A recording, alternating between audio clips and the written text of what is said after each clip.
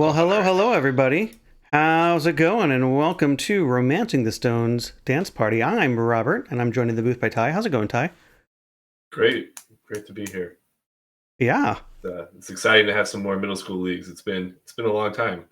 It's almost been I 6 months. Yeah, yeah, it really has been 6 months. I don't think it really set in that the last league we had when it ended, what I think was in August, right. was going to be the last league of the year.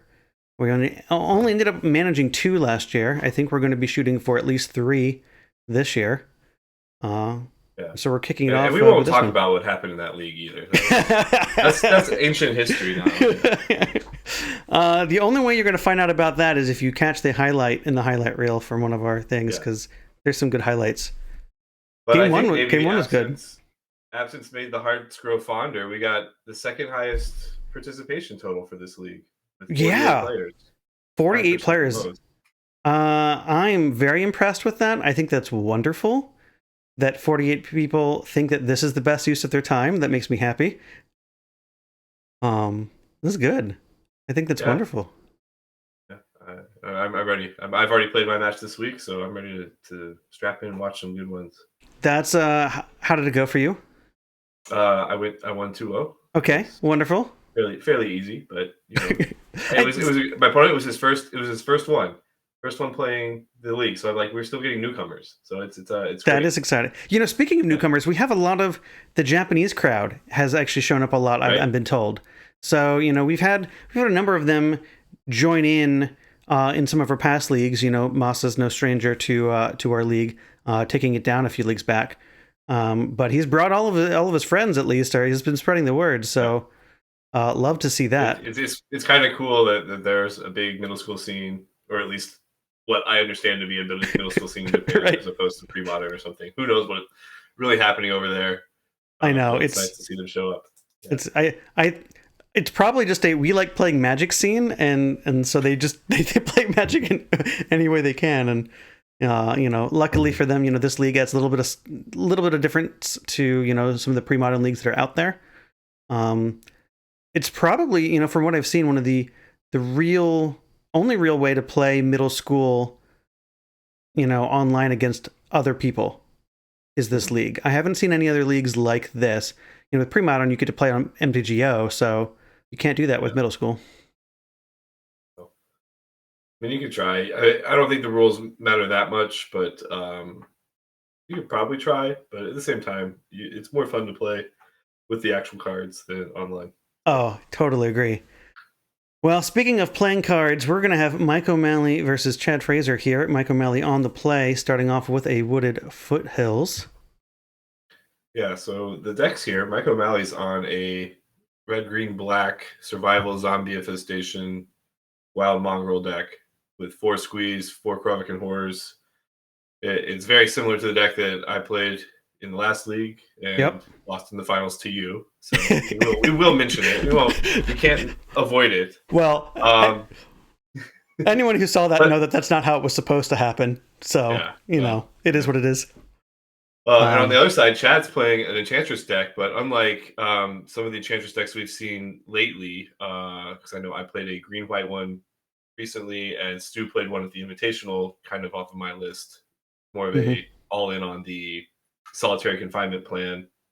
This is more of a combo Enchantress with um, Cloud of Fairies and Words of Wind. I think there's an infinite combo in there somewhere, but he does have Squirrel's Nest, Elephant Grass, Enchantresses. Elvish Spirit Guide, I think, is one of the more interesting choices. And as far as white cards, it's really only like a couple of Seal of Cleansing and that one Solitary Confinement and a Aura of Silence, and no real way to search for those enchantments either. I noticed there's no what's the card?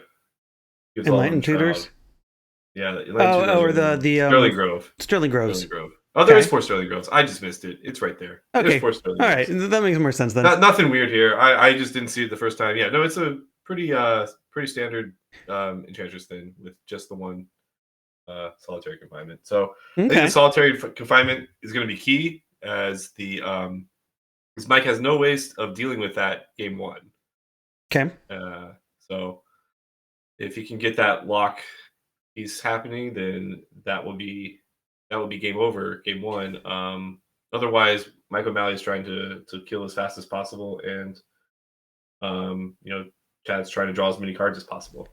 So another card that I think will be helpful and difficult to beat is that Elephant Grass that you mentioned earlier. You know, Mike's path to victory here is go wide or go tall with Wild Mongrel. And going tall might be fine if we have the mana to pay, but the zombies just can't attack if there is a Elephant Grass out. So that will definitely be a roadblock for Mike. So we'll see what he can put together here and how fast. You mentioned before the Spirit Guides being kind of a curious addition. Chad definitely using that on his turn 1 to accelerate a Fertile Ground, it looks like.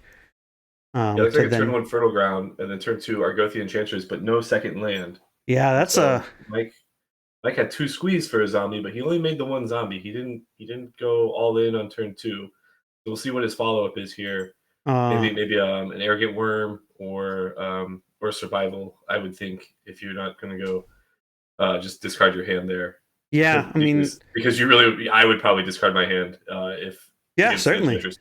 Yeah. If Chad just, especially missing the land drop, I would just sense that weakness and just try to close the door as fast as possible.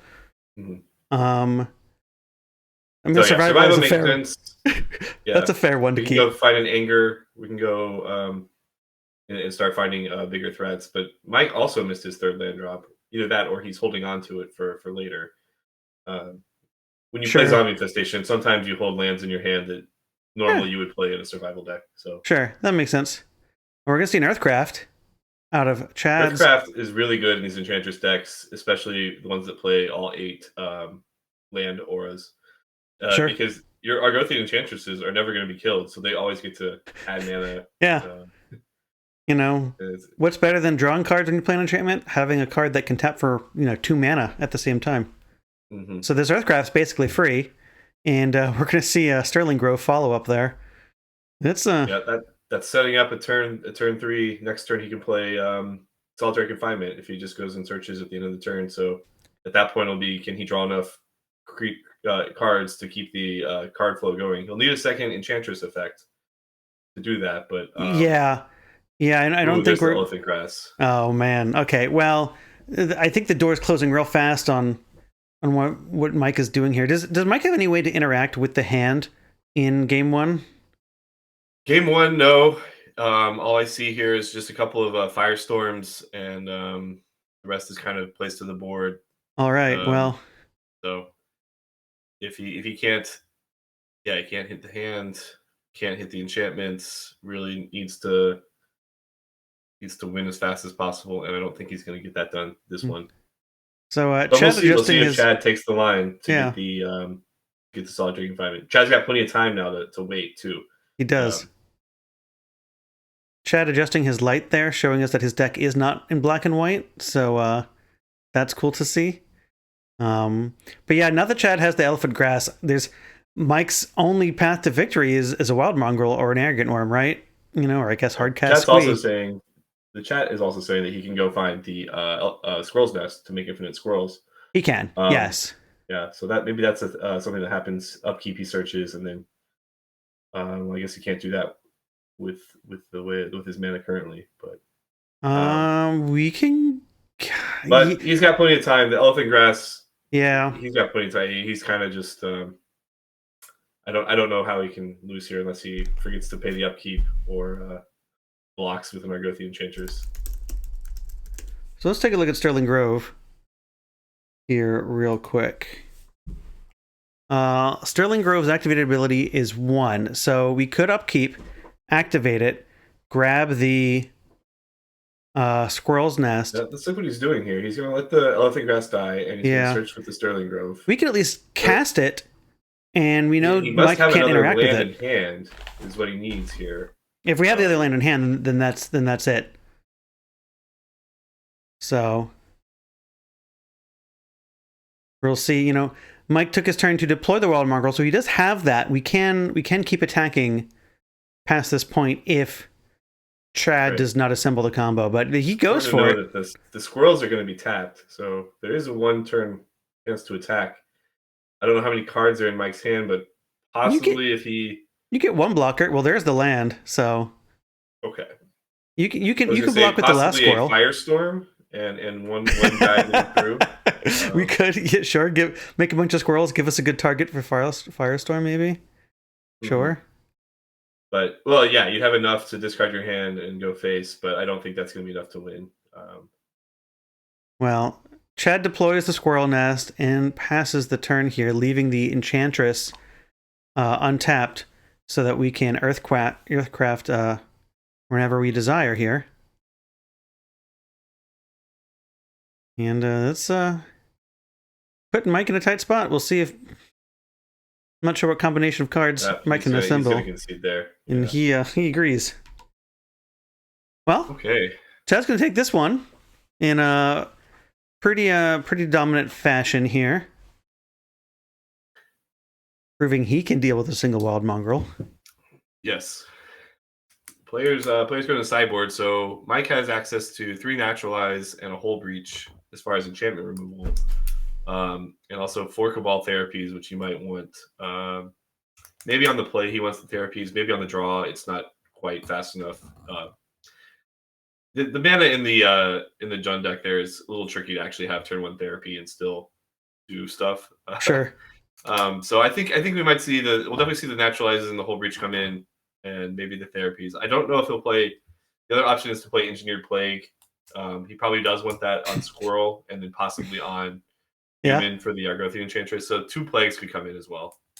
That seems like a real strong play. I think if you can keep the Enchantresses off the table, it limits the ability for the solitary confinement to actually be effective.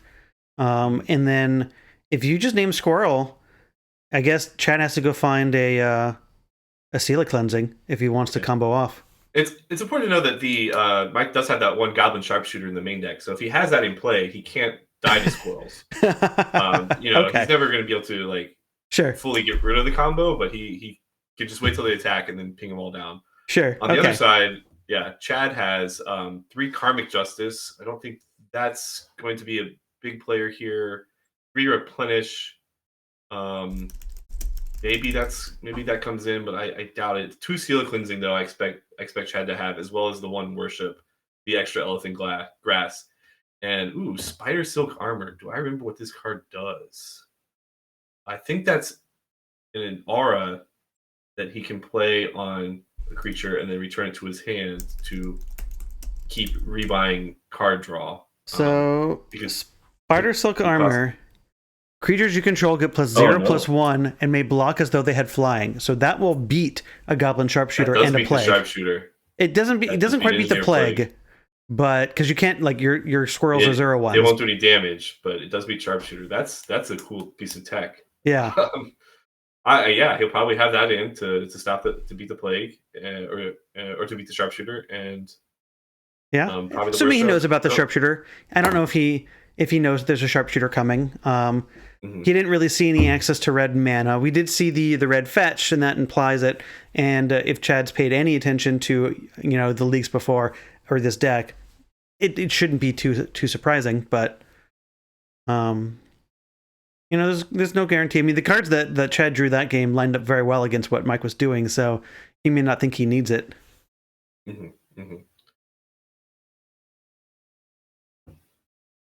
be interesting to see kind of what they do. Yeah, I believe Mike was on the play game 1. He'll be on the play again here as well. And so I was just trying to think if he could have had a faster start. But I think the Elder Spirit Guide was kind of the big tempo swing there. Without that Spirit Guide, I think Chad has to mulligan that hand. Oh, yeah, absolutely. Or if it's just a land, if it's just his second land, he's 2 turns behind that whole game. He doesn't have the turn 1 Fertile Ground. He probably plays a turn 2 Enchantress and a turn 3 Fertile Ground and then a turn 4 Earthcraft type of thing. I mean, Chad did skip a turn by missing a land drop, but he was still able to cast some things. The Earthcraft and the Fertile Ground, I think, made up for that. Yeah, being a turn behind may have certainly made it closer. That's for sure. I can tell if that was a mulligan by Mike there. It looked kind of like he drew a hand and put it back. But Chad might still be working on his sideboard, though. Yeah, they might still be in sideboarding. Yeah, it's kind of a. I mean, I see what you're saying here. Like, it's the cards that Mike has access to. There's a lot, but I don't know. Like, therapies on the play sort of do make sense. I'm not sure what we want to name. If it's just Yeah. There's because not a like good name in the dark other than I guess maybe Argothian Enchantress on turn 1 and then yeah. I mean, maybe part of the combo, but you don't even know what part you're going to Earthcraft. name. Mhm. Earthcraft seems, yeah. I mean, Elephant Grass is a good name, but how many of those are in the deck, So, that's why we love Cabal Therapy, though. It's a hard Magic card to play.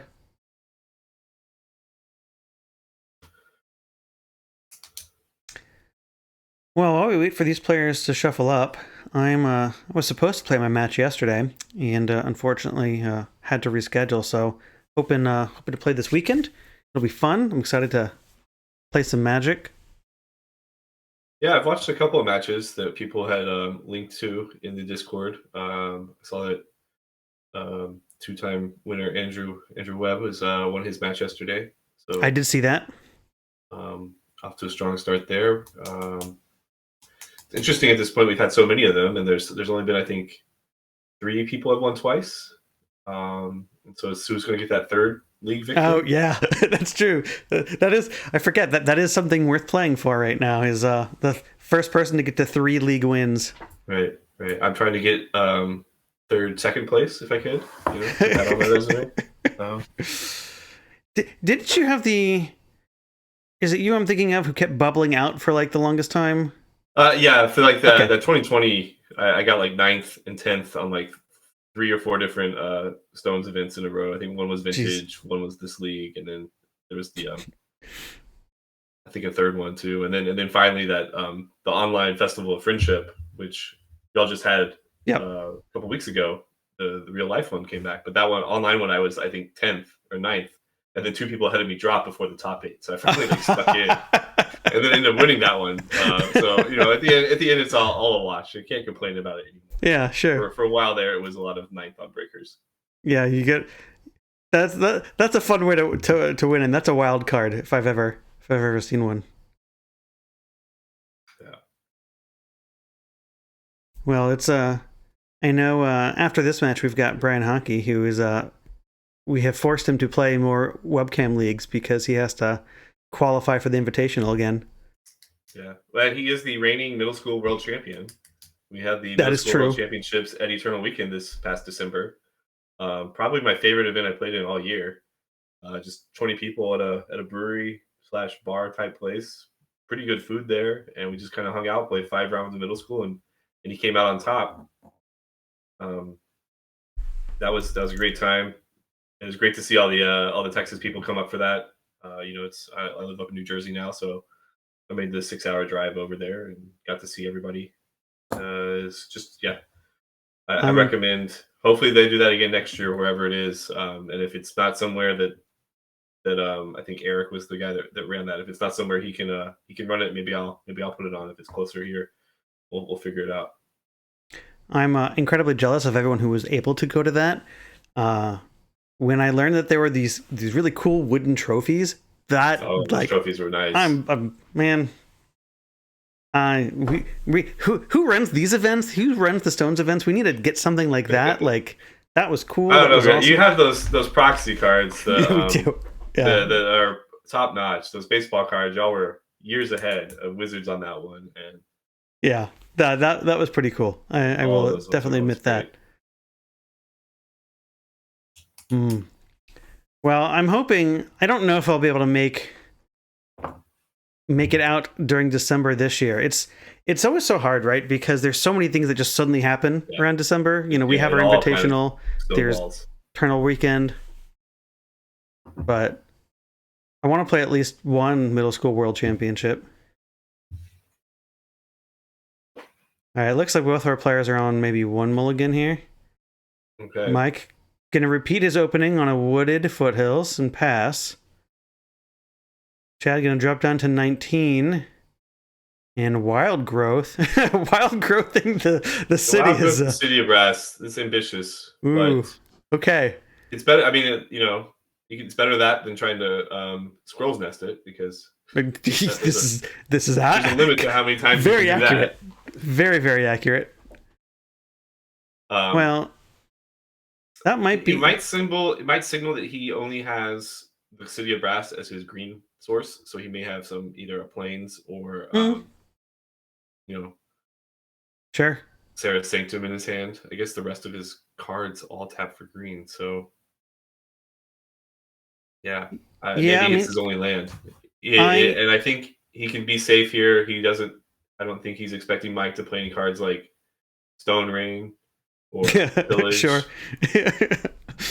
Who plays those? Who would play those cards in middle school, right? I know. I mean, Mike's just going to follow up with his basic mountain in passing, which, you know, I would say wild growth on the city is a sign of a little bit of weakness. But Mike's going to follow that up with another sign of weakness as well. So maybe he's got a reactive card like Naturalize or, you know, something like that in hand. And he's kind of waiting to target something. I would say I almost expect this hand to be Engineered Plague a lot of the time here at this point. Like he was hoping to pick off that turn 2 Enchantress here. Because I think he probably would have wanted to naturalize that wild growth. Oh, I would absolutely go for that if I, you know, if Chad's missing land drops and all he's got is this as his mana source, I absolutely want to. Yeah. Or perhaps Mike was on the Zombie Infestation hand and just hasn't drawn the black. So, that's a possibility. You know, maybe he had a Therapy, Infestation, or Engineer Plague and just had to keep a hand without that mana. The mana in this done deck is not very good. We'll see what he chooses here. Okay, he's going to target the wild growth. So I would say if you target the Seal Cleansing, that would be a sure sign that he has the Engineer Plague. So right. I think he might just not have the black mana for the Zombie Infestation, or he's going to try to just fight through the Seal with. Maybe he's expecting the Seal to get Zombie Infestation and then follow up with the Plague. Sure, I can see that.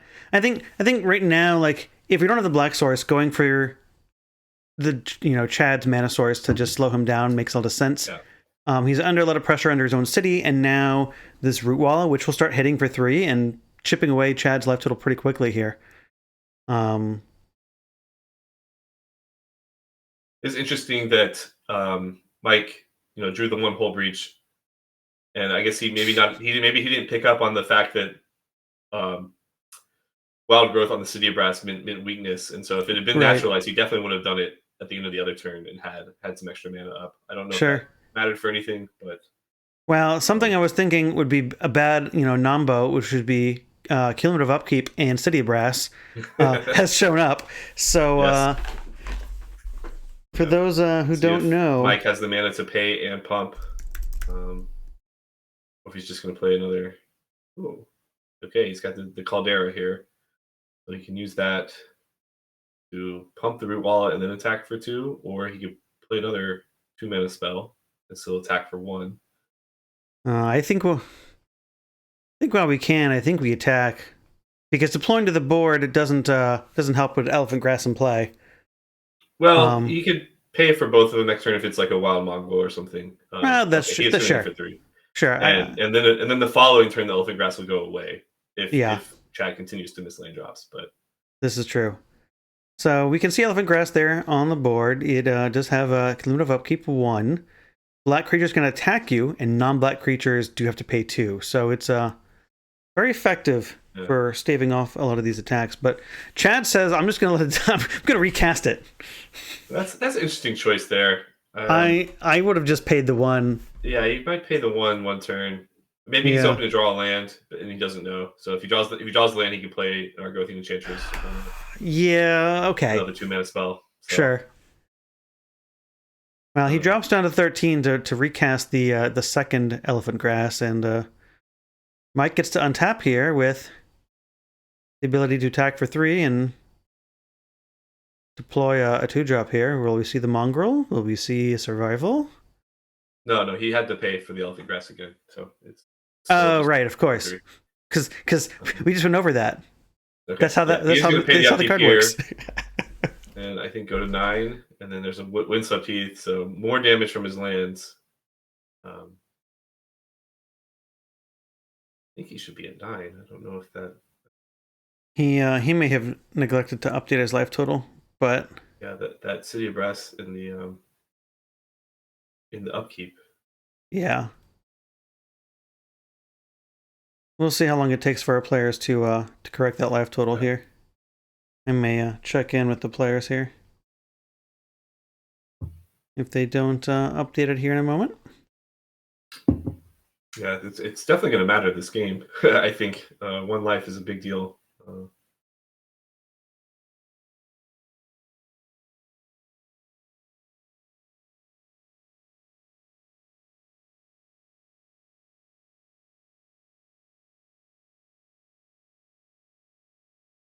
Okay, I guess it looked to me like he was at 13 and took 3 down to 10 and then missed it, but Yeah, um, maybe this was just kind of off. I So trust them. You know, yeah. we can always go review the tapes. So he's going to fetch in a turn down to 6. Yeah, Well, I think Chad missed the point damage too, but maybe hopefully it won't matter. Well, we'll see here. I mean, it still does not look good for Chad. You know, not his deck is a permanent and critical mass deck, and he is not a critical mass in any way, shape, or form here. So we have a long way to go before Chad is in a winning position. It looks like an Enchantress and a pass. So okay. shields are Let's see if definitely we have that down. engineered plague here to. Yeah, now's the time to deploy that. I don't know. I'm almost tempted to bash in for 3 and put Chad down to 3. I mean, if we have another land, then we could do both. But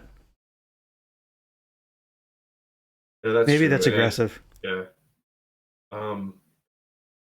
I just think that if you let him untap, well, I guess if you let him untap and then he can play solitary confinement, or I guess you're probably fine either way, even with worship, because you can kill the creature later. Yeah. It'll be interesting to see. Mike does have a mountain, so he did find a way to get anger in his yard that would speed up his clock. Um, maybe there's a zombie infestation and anger discarding. That would be another way to play this. Okay, Wild Wild Mongrel. Okay, Mongrel. Let's see if that's he a has discard outlet. There we go. discard.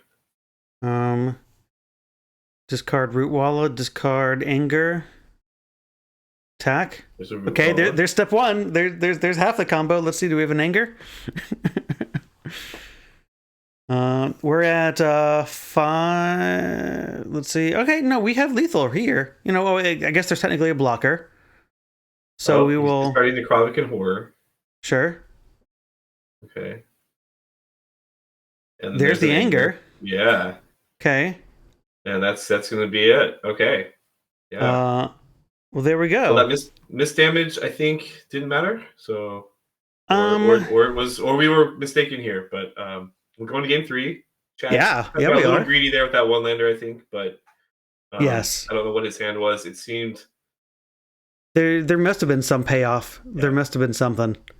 Well, because he only had turn 2 with Seal of Cleansing, so it must have been Enchantress's Presence and probably Solitary Confinement or Scroll's Nest type of thing. Yeah, I would think it has to have Enchantress's Presence if he's going to keep that and not have turn 2 Argothian. I mean, unless he's just really valuing the Seal of Cleansing as a means to, you know, fight the survival, fight the zombie infestation. Yeah, that could be true. And then just thinking, okay, I have some other okay cards. If I just like draw another mana source, like this is reasonable. Yeah, and then he might not think that Mike will be aggressive with the disenchant effects on his wild card. You know, there's probably some times where the opponent just doesn't do that. They're waiting for something more important than a wild growth, and they don't make the tempo play. Right. Yeah, especially because we've seen, you know, how many different enchantments in Chad's deck just stop Mike in his tracks. You know, you might think that they're being safe for that. Absolutely. Well, it's a good heads up play for Mike though to sense that weakness and go for it. We'll see how things play out differently with Mike on the on the draw here. Yeah, this will be Chad's first time on the play, so this is where you could see something. He'd be way far ahead if he has the right draw with a Spirit Guide into an Enchantress or a Spirit Guide into a Wild Growth turn one Enchantress, and then follow that up with an Earthcraft. He could have Yeah. his whole hand in play by turn 3 if he's Yeah. got the right draw, and Mike will have maybe a Zombie Infestation. Yeah, The other thing that the Jund deck is not very strong at is playing things on turn 1. It's a lot of extremely powerful 2 mana spells. It's yep. got 4 survival, 4 Zombie Infestation, 4 Wild Mongrel. But as far as ones, it's kind of bare. You usually don't even want to play the Root Wall at turn 1 because it has so much more value when you have Right. Zombie Infestation. So then we expect that if Mike had the Cabal therapies in his deck for game 2, they should be coming out for game 3. They might come out, but maybe this whole lack of a turn 1 drop means you want them on the draw because you have more things to do. Sure. Make up that tempo. So Yeah. I don't know what I would choose to do here. It's hard. I really, the therapies are such good cards that it's hard to convince yourself you shouldn't bring them in. But there was also a Right. reason I wasn't playing them in the main deck, and so I always had to remind myself, if they were good in every matchup, I would play them in the main deck, and maybe they should be in the main deck. But Chat is going to open up with the basic forest, and Mike is going to follow, but he's going to deploy a Rootwalla. And Chad will answer with the Brushland and a... oh, now I can't remember the card. What type of Brushland is that? That's Sterling Grove. Sterling Grove, thank you. That Brushland art. I think that is one of the like Dominaria full arts or something. Oh, okay, yeah. They reprinted those paintings in that, right? Yeah. All right. Looks like Mike is on the attack 3 every turn. The no swamp plan, apparently. No swamp plan once again. Maybe he boarded out his swamps mistakenly. Well, yeah, there's no green-black fetch land in the deck. That would make the deck a lot better. Oh yeah, yeah. It would. All right, well, there's Earthcraft, so he's threatening to combo off next turn with a land. Yes, he is.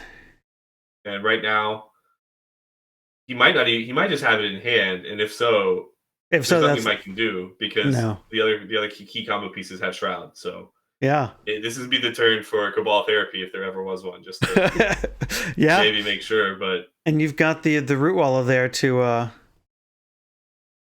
to make sure you hit something. But yeah, I mean, if Mike has exactly a Naturalize in hand and Chad does activate the Sterling Grove, Mike will have a chance to do something. But you're right. If we just have the natural combo in hand, then this is looking like the last couple of turns that Mike's going to get to play in this first game. Oh, but he does have the Sharpshooter. Yes, we do. Plan, so okay, here we go. All right. Now we'll see if Chad goes and searches up the Spider Silk. This card now, Spider Silk Armor. That would I'm excited to see that. So. Oh man, I want to know what Mike's expression is if that hits the field. That's a good follow up for Mike. So, Chad doesn't activate Sterling Grove. So whether he was going to go for the combo or not, he's certainly going to pivot and look for something else. Now, what other than Spider Silk Armor, which may not even be in the main deck right now? Does Chad have any other way to answer this? He has a Seal of Removal, which is probably still in the deck, and I think that's it as far as I can tell. So okay, that'll do the job. He either has to pivot to going with one of the lock pieces, like the Solitary Confinement or Worship, or find the Seal of Removal, or find the Spider Silk Armor. Now, fortunately for him, those are all enchantments he can tutor for. So whatever one he has, he can set that up, and he's not under a ton of pressure right now, so he has time. It just remains to be seen how he wants to go about it, or if he has the resources. Yeah, the Solitary Confinement can keep him from losing the game, and then I guess eventually get to the Words of Wind to win the game.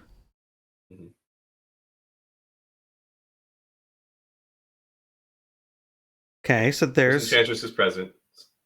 that's step 1 to pivoting. We're gonna pass with no follow-up. And if Mike can draw, a second way to interact with enchantments. Yeah, or if he has even a card like you could play a card like Krovikan Horror here to kind of increase your clock because it is very good with Sharpshooter and these Root Wallas. Mm, Um, he does finally draw a Black Source. We'll see what that means. And he does have 3 creatures now with this Gaia's Cradle. Gaia's Cradle was one of the changes made since the last league with this Jund deck, the SuziQ deck. I did not play a Cradle in our league. And definitely recommended that to Mike to play it at the World Championships, and he loved it. I think it's very strong to have a Cradle. Just the one's fine, but when you draw it with the Zombie Infestation, it makes your survivals a lot better. yeah. You don't really want to play a lot of lands when you have Zombie Infestation out, and so it does a good job of providing that extra green while still keeping the cards in your hand. The other changes since last time were the 2 Firestorms in the main deck, and those are incredible. Yeah. The first time I cast one in one of my fun games, it was like, this card is broken. Like, it's an instant. Yeah, And you it have is an instant. 8 cards that come back from the graveyard. It like didn't cost me anything. I discarded 3 cards. I killed 3 guys. Killed 2 guys. Did 3 to the face, and then they all came back to my hand. The Firestorm, very strong. Not in this matchup, but pretty sure they've been boarded out. Yeah, I mean, it's some of the changes to that deck since the last time we saw it in the league. The only reason Firestorm I think would still be in the deck for Mike is if he somehow thinks that he might have a window when Chad makes infinite squirrels to just target 6 of them and throw the rest of his hand, to deal 6 to Chad or something. So it's only 6 damage. Like, you might somehow, that might be fine if you've raced enough. I don't know. Yeah. Okay, he's going to cast a... Oh, there's the Engineer Plague. Ooh, wow. Okay. So, do you think we're naming Squirrel or do you think we're naming Human? That's a very good question here. I think you probably name Squirrel just to have another cover for that. So whatever Chad's out to the Sharpshooter is not the same out as the out to the Engineer Plague. Sure. So, and he does get to pump as well. So that's another 3 damage here. That's good. Chat saying that Mike has understood the assignment. He definitely brought in the cards we thought he would. All right. Chat also saying that we should name Human so that he's less likely to draw his squirrels. I think naming Human is a reasonable choice here. I think if you had an enchantment removal spell in your hand, I would name Squirrel. If you don't, I think naming Human is probably the better play. Because if you had that enchantment removal spell for whatever it is that stops it, you can do that. So he's gonna go get the Squirrel's Nest here, right? Or is that the Spider Silk Armor? It's not Squirrel's Nest, right? Is that Squirrel's Nest? Sometimes these cards are. I looked away for 2 seconds, and it is the Spider Silk Armor. Okay, so that's at least. Well, you know what though? Spider Silk Armor does beat the Engineered Plague on Human. So that's the other reason why I would have named the squirrels. The squirrel. However, I don't know if Mike knows about the Spider Silk Armor. This is the first he's seeing of it. It might be the first time he's ever read the card. Sure. We'll see. So he just played the armor in passes. So he's going to take a big hit here. Probably taking 6. Well, if we can answer the squirrels. That's a 2-turn clock here for. Yeah, it is. 2-turn clock. Let's see if anything else happens. If naturalize on the armor would probably be game over. Sure. If we can answer the squirrels, then the Words of the Wind are the only way that Chad really has to win the game, allowing him to essentially skip his draw and then bounce everything that Mike has. But that still doesn't really... I mean, that will answer the things that answer the squirrels, allowing him to attack with the squirrels, but he has no other way to close out the game.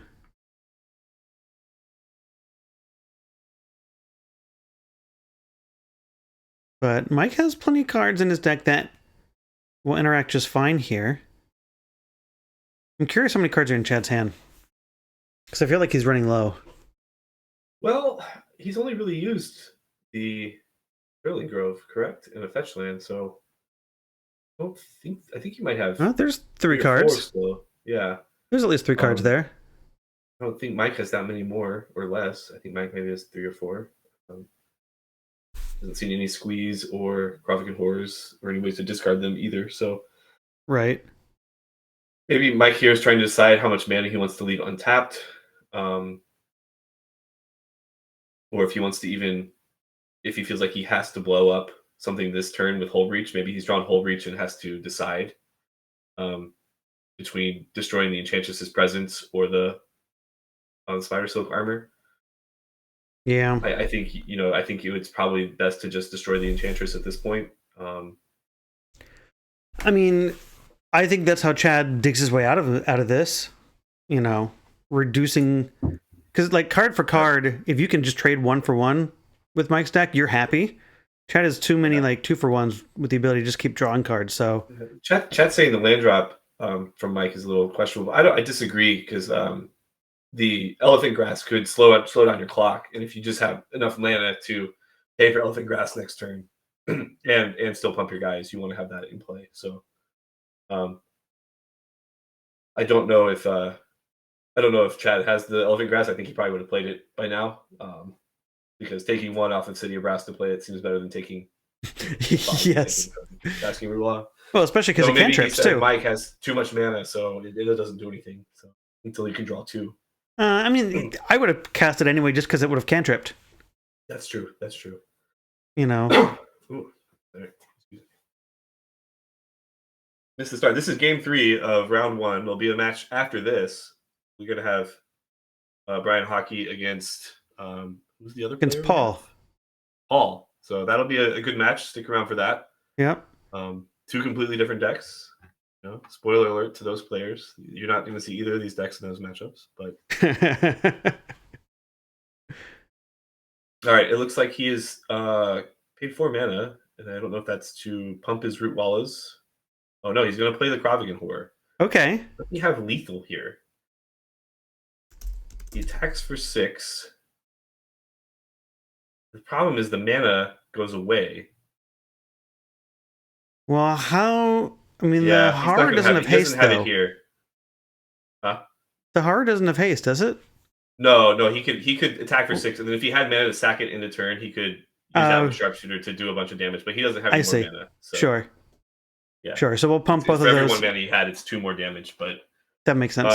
I guess he just didn't have anything, or he wants to have that extra creature in play for Cradle next turn. We'll see what Chad has here. Any type of follow up. Well, I think right here plus Sharpshooter seems to be pretty strong lock at this point in the game. I mean, this means that Chad has to find a way to survive this turn. He doesn't get another extra turn out of this. And like the City Brass is no longer free, It you can't really tap it anymore. I think he's regretting now searching up the Spider Silk armor instead of the Solitary Confinement. I don't know if his hand has a lot of enchantments to support that confinement, but that might have been his better play. Yeah. Fertile Ground on the Brushland. Okay, trigger, draw a card. Yeah, what are we going to tap? Interesting to put it on the Brushland and not a forest with Earthcraft in play. Yeah, that was a little... That's a choice. Cloud of Fairies. Okay, that's a good stuff. That does make sense. Yeah. Sure. Okay. Untap some lands. Cloud of Fairies is a 1/2. Hopefully, Mike doesn't miss that. Yeah. He tries to sharpshoot it, and then no, it is a 1/2. You're right. Yeah. Hopefully, he does not. Yeah. My brain switched those for a second. I was like, no, it definitely only has two toughness. I I mean, we have access to what, 4 mana here. There's a lot of things that we could cast for 4 mana that would be good for Chad. He's not windmill slamming any of them, so it makes me think that we're gonna try for a line, but we don't have anything definitive. Cloud Fairies is a 1/1, but there is the Spider Silk armor in play that is Yep. pumping all the creatures that Chad plays. So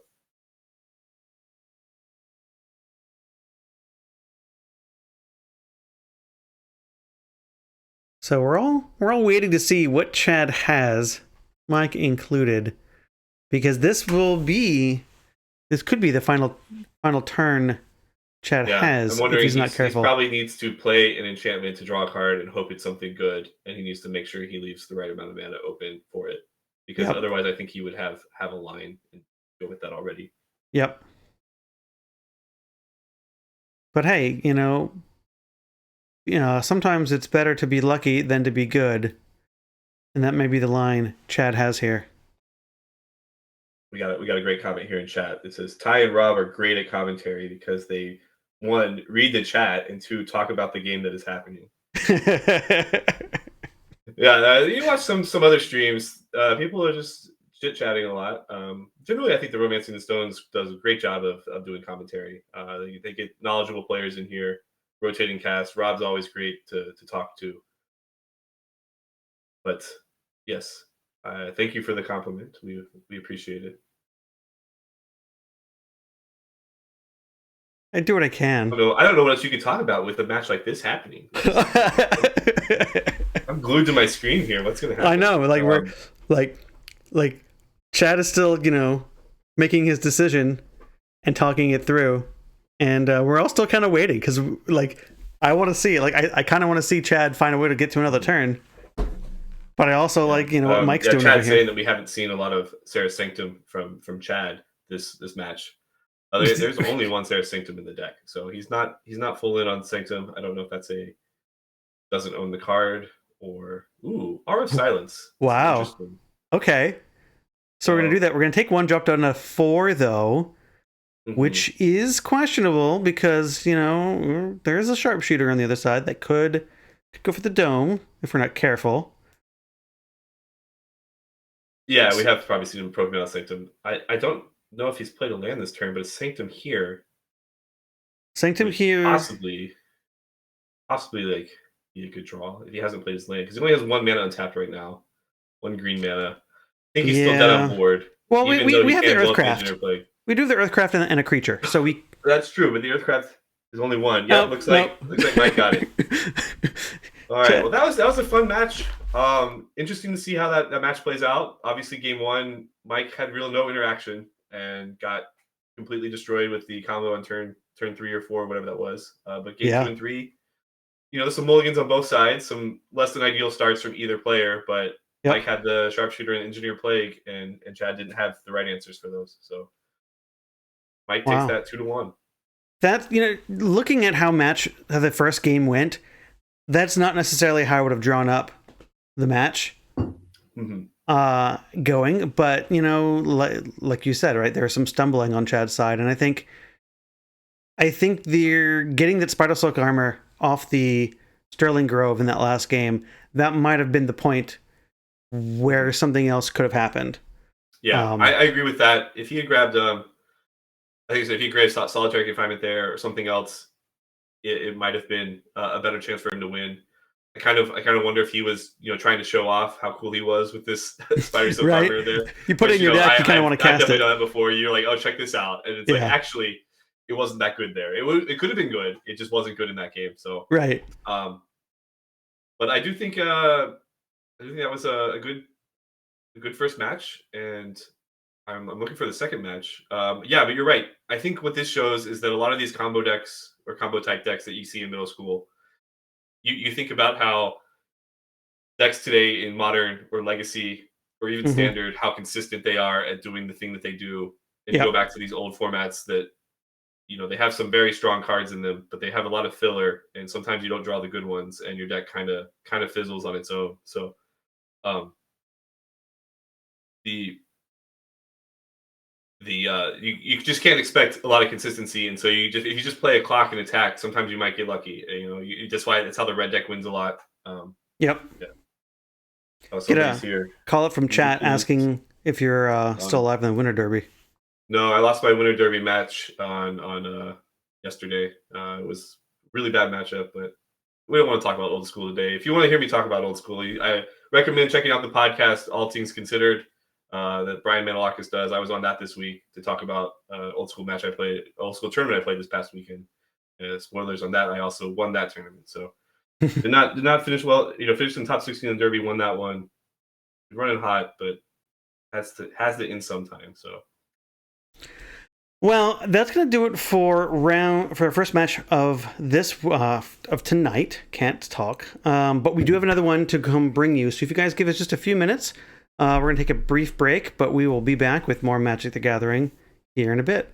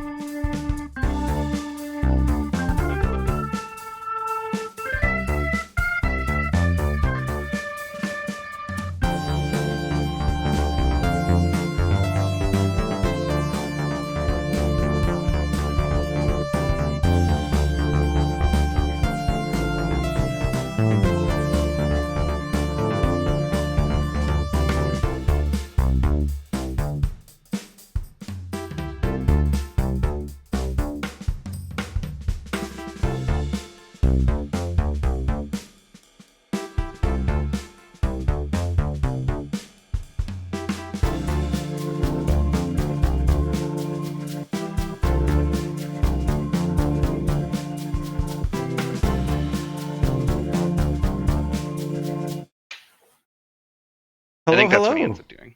Welcome, back. welcome, everybody. All right.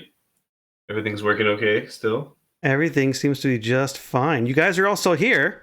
That's excellent because we have match 2 of the first week of the Romancing the Stones School Dance Middle School Webcam Middle school League. dance party. Yeah, dance party, school dance. It's all the same thing, right? Something about dancing. Okay. How yeah, you doing, this is Ty? I'm doing great. Saw a great match first one. I think this one's going to be probably just as good. I'm excited to see this matchup. I know. So we've got what? Brian Hockey on the left, the world champion middle school, like champion of the world championship middle school game. Middle Is school that what world that was? champion. Thank you. You said it much better than I did. and Paul on the right. Brian is playing his Aluren deck that he's been playing, I think, the past 3 events, or this will be a 3rd event in a row with it. He played it at the Invitational, and he played it at the World Championships. So Yep. he went 5-0 at Worlds with it. Didn't change any cards, I don't think, that I can tell. It's a fairly standard Aluren deck. Got 4 Aluren, 4 Imperial Recruiter, which really kind of puts Aluren over the top in middle school. Is Yes, it Imperial does. Recruiter. And then he's got his 2 Cabin Harpies, 2 Mana Wars, and as part of the combo. And then he can either exile your hand with Mesmeric Fiend, or use the Spike Feeder, Wall of Roots to make infinite mana, and then draw the deck with a Wall of Blossoms or Raven Familiar. And then from there, I think he's got options to make a bunch of tokens with Deranged Hermit.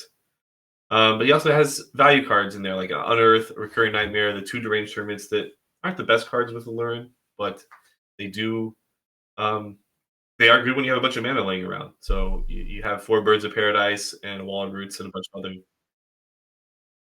So, Paul on the other side is playing what is the deck in middle school, I guess, Landstill. Sure. Yeah. Pretty standard. I didn't see anything jump out at me when I looked at his list. He's got 1 Dust Bowl main. The Dismantling Blow main, I think. I don't know if that's a standard one or if that's just a spicy tech he's playing. I think it's just a good card in this format, and in those colors, you just get to play it. Yeah, he does have 2 Wrath of God plus the Humility, so maybe a few more sweepers than you'd expect. Humility is going to be a key card here. If you can stick that, it's going to be very hard for Brian to win. Though that said, he does have outs to it in game 1 because he does have 1 main deck Ray of Revelation. Card that's very, very strong against most of the field in middle school. There's enchantments everywhere, so why not play the Ray and see what happens there. Well, it looks like Brian is on the draw here. So Paul starts off with an island pass. Brian responds with a forest and Birds of Paradise here, and Paul plays a second island. So he's no stranger to our league. Paul did make top 4 of last league on the back of Stasis. And as far as I can tell, he's still on Stasis with double island ready to go. So we'll see what Brian's follow-up is. We're going to get a peek. Mesmeric Fiend is a really good card for coverage because then we get to see the other person's hand and then talk about it with all of you fine folks. We love a card like this.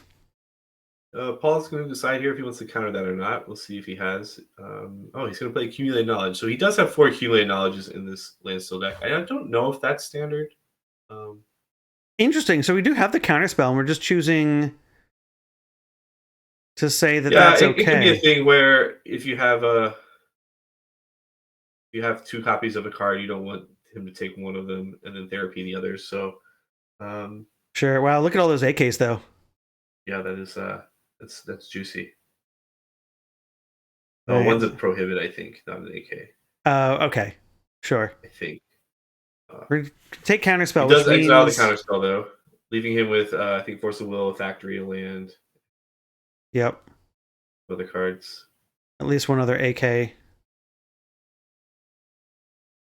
Prohibit though. Fine here. I think I would have prohibited the Mesmeric Fiend if I had that card though. We may have drawn that off of the. That's true, and he might want to save. He might still be, not sure if Brian's on survival or Aluren yet. and you definitely want to save prohibit for survival. Sure. Maybe there wasn't a prohibit in the deck. Maybe that was another AK. It's hard to tell with these invasion cards. There aren't. So he does Chat play. seemed to think Brian that does. there were 3 AKs, so Yeah, I think there might have been three AKs. They're just kind of altered or signed in a way that makes them look a little different there. so with Brian has Brian the Raven deploying the familiar. yeah, with that familiar, I think Paul should know that we are on Aluren. And if you just pay attention to the Romantic the Stones chatter, I think Hockey has been so vocal about this deck. I can't see him not playing it in a league right now when he wants to qualify. So Yeah, he's been working on Aluren for a long time. I know. I think it was maybe 2 or 3 years ago. We kind of had a discussion about the deck in the Discord, and then I ended up playing it in a league before he kind of finalized his version. I played a different version without a lot of the blue cards, more of a Abzan version. sure. Um, that was another time that I got second place. So continuing the stories of me getting second in these Always the leagues, but bridesmaid? Is that it? yeah. Well, But I think notably Luren's very here, strong because it has the ability to just win on turn two or turn three, depending on sure. what your draw. And that is something that Brian did not choose to play in his Aluren deck. He did not play any Havenwood Battlegrounds or um, Phyrexian Towers or other ways to play a turn to Aluren. Um, there's or he just relying on the Birds of Paradise and then drawing lands normally to cast it on time. So Yeah, I think. he's not quite as fast, but he does have that extra Mesmeric Fiends and Cabal Therapies in the main, which Yep. very strong disruptive package. So I think he's expecting to make up that lost time with the interaction. Yeah, and it also allows his deck to sort of play a bit more fair if he needs to. Obviously, you want to cast your Allurens, but if you can't for whatever reason, you can play a bit more fair game. You get to play a card like Academy Rector, with Cabal Therapies in your deck. That's really good. So Yeah, um, yeah, you can play fair, which is very much stronger in a matchup like this. Oh, he did have the prohibit, or at least he has okay, drawn it since then with the kicker, kind of the Rector. perfect. So we will prohibit the Rector. That's very important here. Now, notably, Paul doesn't have any white sources. So any of the white removal spells or the really good white cards that Paul has access to are not castable. We know that Paul has at least one Force of Will still in hand. I don't know if we have any more blue cards. I mean, we've cast 2 AKs, so we Two could AKs, there conceivably. could be a third one, or it could have been the prohibit. But he did draw the Flooded Strand here, so he has a fifth Yeah. mana to hardcast Force of Will, or access to Yep. white mana if you would like that. Good spot for the control deck. Yeah, Hockey made the play last turn of casting Director before attacks, and when Paul tapped out, he was then able to attack with his Mesmeric Fiend past the Mishra's Factory there. That's otherwise kind of holding off the attacks. One thing about taking the fair route with Aluren is your creatures are still just kind of 1/1s. They Don't really are. match up well against the Mishra's Factory. 1/1s and 2/1 flyers or 1/3 flyers with Echo. Okay, there is the third AK. So Okay. Paul just has it all. Sure. Yeah, he's up a lot of cards here. He hasn't had to. He's had 3 turns where he's just been able to cast AK without having to cast any other spells. So Yeah. um, If only the counterspell hadn't actually been the card underneath Mesmeric Fiend, you might have, you could have seen a play where he attacks with it just to tap Paul out of hardcast Force mana, just to resolve a spell. Here's a Cabal Therapy here, which with Paul only having access to 2 blue, maybe a third blue if he wants to give up his opportunity at white. It could be a crucial turn here. So it looks like he named Force of Will. That's fine. We knew Force of Will was there. We've drawn a counterspell since, so that's okay. We've drawn a counterspell. We also looks like we've drawn the 4th AK. Of course. So for those of you who Creative Justice, Factor Fiction, and then unsure what the bottom card is there.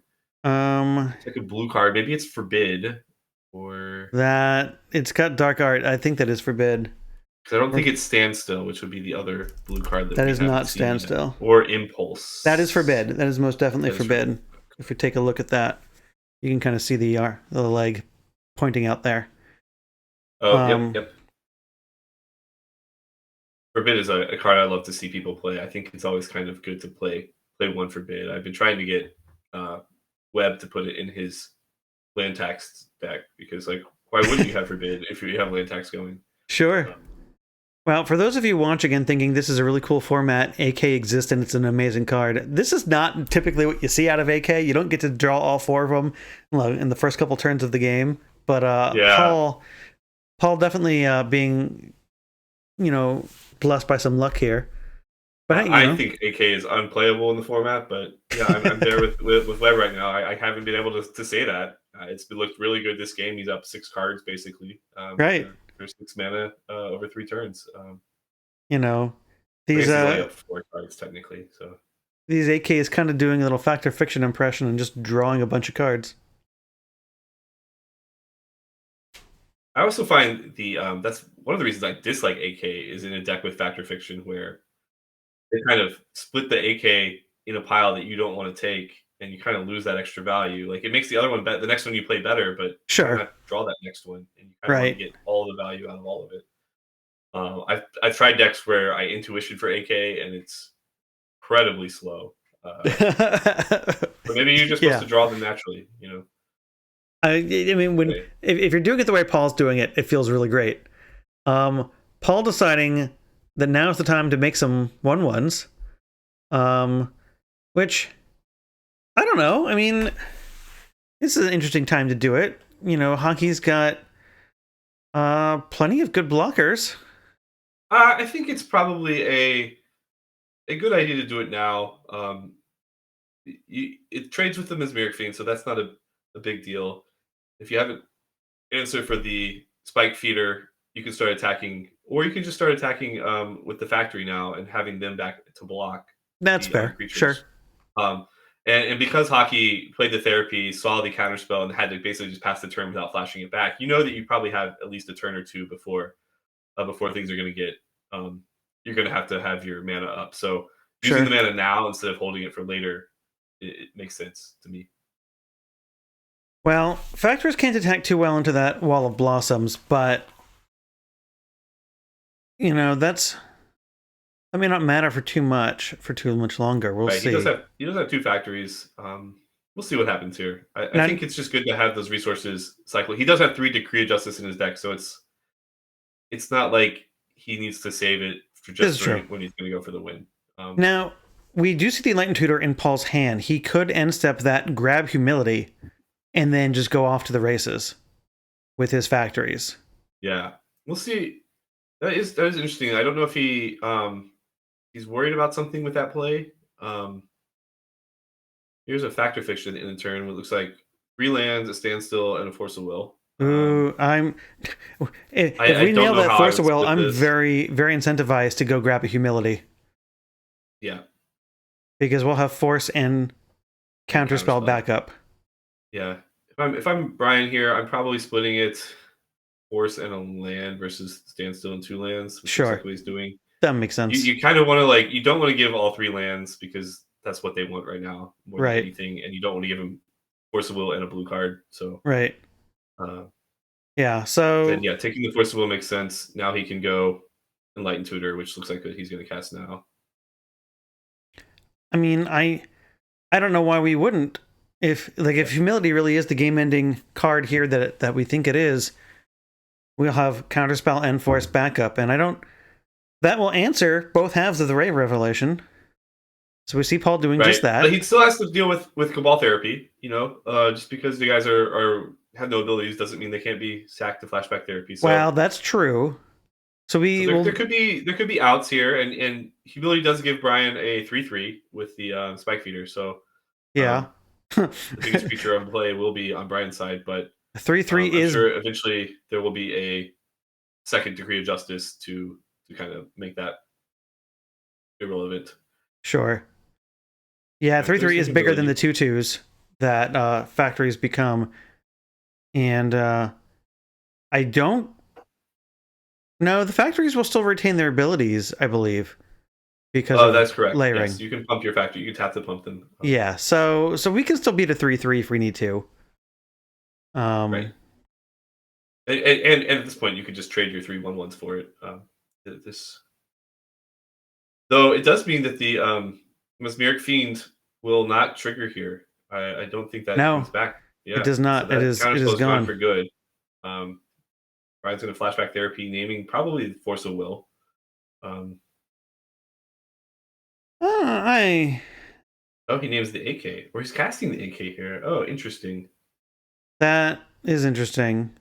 That seems. I think I would. I mean, that just I means would just let that resolve. we're Yeah, into I this don't want to. counterspell, right? Like we have to be into this counterspell, I would think. Yeah, yeah. So okay, we'll counterspell the therapy. Yeah, Hope he because doesn't have another therapy.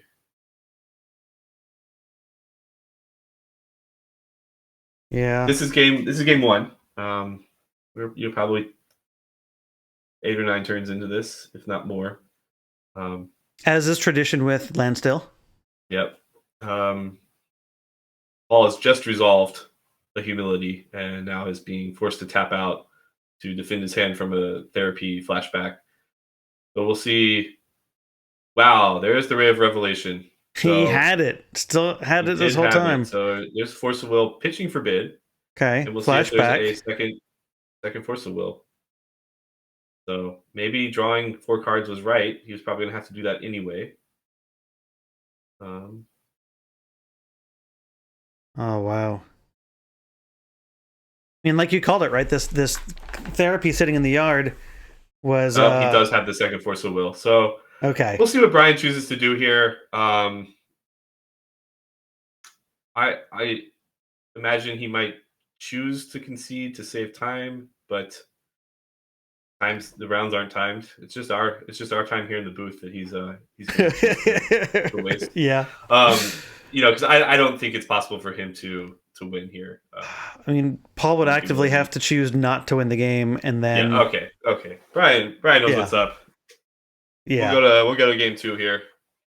So There you go. Well, Paul gets this off the back of having 2 free counter spells in humility. yeah, and Brian just needed one more discard spell possibly to get that last force of will. One more therapy would have done it. I don't know if he's supposed to wait, but I at that know. time, I think that's what you have to do. There's only 4 mana up.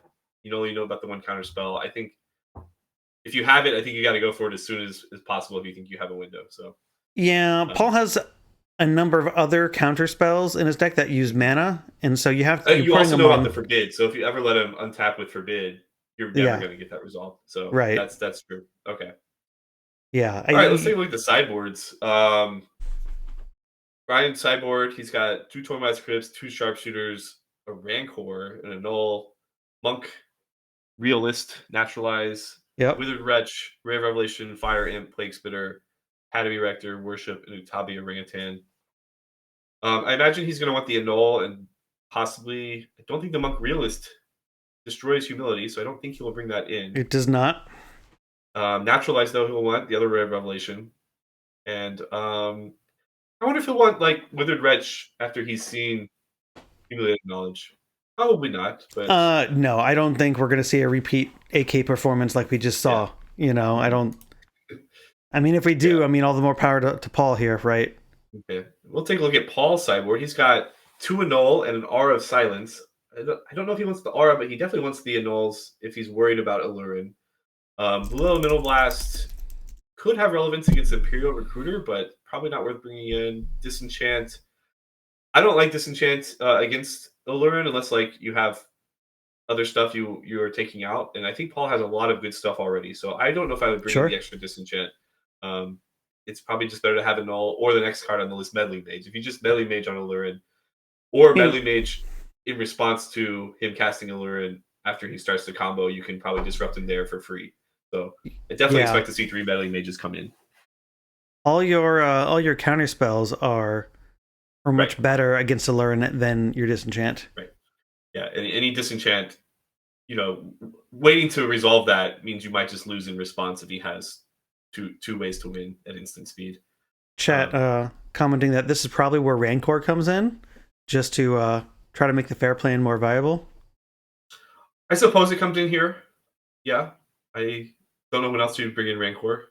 One Rancor just seems weird to have just one, but I guess I I mean, guess it comes in. sometimes that's all you need, right?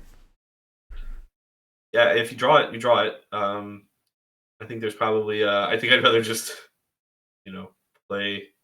play better cards against the counter spells. Like I'm surprised to not see any cards like Xanted Swarm or um, the City of Yeah, Solitude sure. that might be good. City of And Solitude seems very good here. yeah, I played Xanted Swarm when I played Aluren just because it's I was playing Living Wish as well, so Oh, okay. um, Yeah, yeah, yeah. you know you can get that game one if you need to. But yeah, I guess Rancor comes in here if anything. And last two cards in Paul's sideboard is Seal Cleansing. I do like Seal Cleansing better than Disenchant because you don't have to hold mana up for it. It might not be the best answer, but it's definitely better than maybe Powder Keg or something else that he has in his main deck. And then two Tormod's Crypts. The only application I could see for Crypt is stopping a Cavity Rector, and well, that's not irrelevant. Oh, Brian does have a recurring nightmare in his deck in Unearth. I Yep. don't think it's worth bringing in Crypt. That's not Plan A. I don't even think that's Plan B. I think those are both like Plan No. C. And do we even think Recurring Nightmare is still going to be in the deck after game one? And it's I think recurring nightmare might be in the deck. It depends on it is another way to overload the counter spells and the annuls.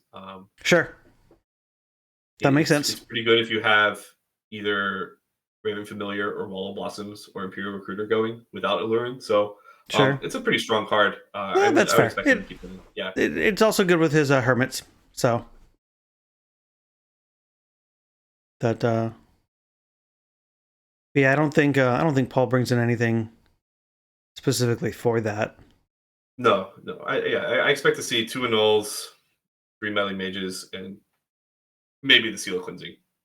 Um, That all and I seems would reasonable. expect to probably cut, powder keg. Doesn't seem that good. Maybe the standstills, to be honest. Uh, well, on the play, you Yeah, probably want the standstills, and on the draw, you might just go all in on the accumulated knowledges. Wrath of God might be something he takes out. I don't know if he's quite aware of how fair Brian can be, so he might mistakenly think he doesn't need Wrath of God, especially if you're bringing in the meddling mages. So if he's looking for cards to cut, that could be something. You know, I- yeah. Just having seen this deck and the ways that Mhm. Brian wins, I think Wrath of God is definitely something I'd probably want to keep at least a copy in just to nail some of the just the mana Yeah, and dorks. if you don't have extra copies of Humility, which I know some versions of Landstill play, two or three humilities after sideboard, and if Sure. you had those, I would say, yeah, maybe you don't need Wrath of God, but Right. yeah, Wrath Right. of God can clean up here. I like having Wrath of God. I've been really high on that deck, that card in a lot of formats lately.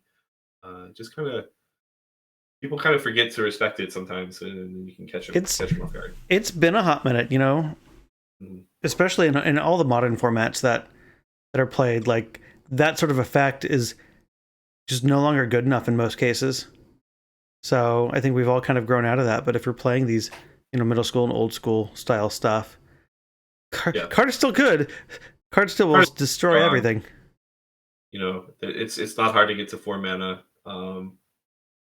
In these Landstill decks, it's the double white is a little harder to get than you'd like, so it's Hmm. not always a turn four play. As we saw in game one, where I don't think Paul had his first white mana until his fifth land drop, so turn six was the earliest he could have cast it, but it's still strong enough, and sometimes that's good. It leads them to overextend into it um, more so because they don't see the white mana. So when you do finally find it, it's that much better. So it looks like hockey is going to start off with a looks like a forest, and first no, that must be a swamp. That must be a swamp. And Paul puts his Fairyland in tapped, Fairy Conclave, and on turn two we see Hockey fetch and play a Mesmeric Fiend here. So we'll get a peek at Paul's hand here. It looks like Standstill, Impulse, Decree of Justice, followed by 4 lands. Yeah, I think if you're hockey, you have to take the standstill here. You Yeah. don't want because I think Paul will immediately slam that next turn because he's got the 2-man lands, can trade for the Mesmeric Fiend and still be up. So, um, yeah, doing this, you leave him with just Impulse and Decree of Justice, which Impulse, you know, taps him out for a turn. Decree not relevant for at least 3 more turns. So Yep.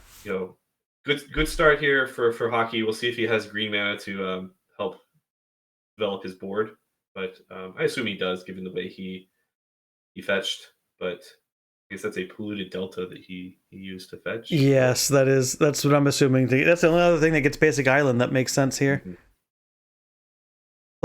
Flooded Strand is not something that I think is in hockey's deck.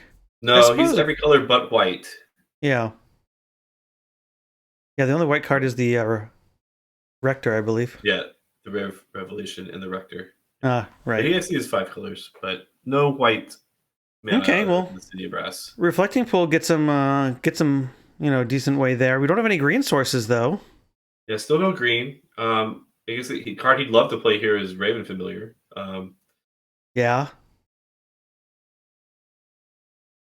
Alright, do we think we're going to attack here? Wait. Is that a forest?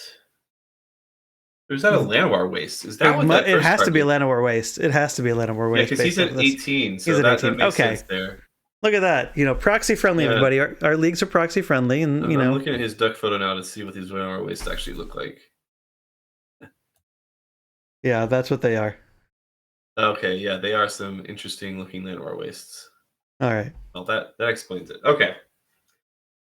So yeah, his mana's perfect now. So yeah, so we went from sketchy keep to perfect. All right. Well, we're gonna impulse at the end of turn and fall down to 18. Paul's going to getting plains or island off the fetch. We're gonna get island instead. We have 2 Adhikar Wastes in hand, so I think that's fine. Our hand is mostly blue cards. Well, the hand is just Decree of Justice and a bunch of unknowns, so I still think you probably want more pain-free blue than you do white. Right. I mean, you have a lot of, and you probably don't want to have, the white this early.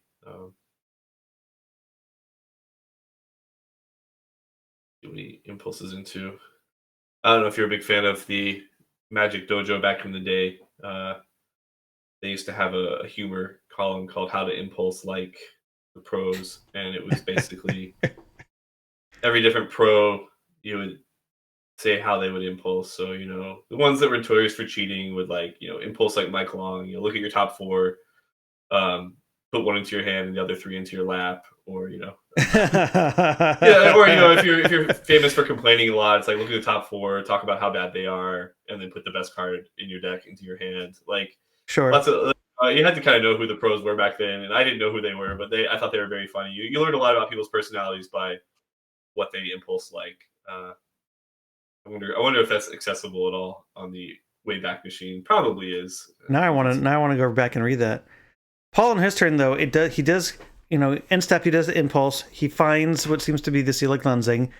He goes all in on that, and Hockey's gonna say, "Cool, I have a free mana here. I'm gonna Cabal Therapy," and that's gonna very much reveal any weakness that we've got in here. So we do have Force plus blue card.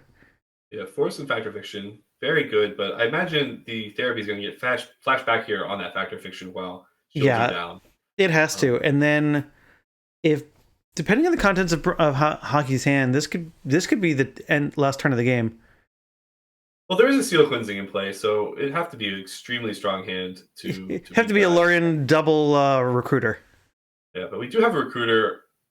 This is great, so he can Recruiter up. Probably another Recruiter, I would imagine, and then use this Recruiter to flashback therapy. Yeah, I think that these birds around for mana.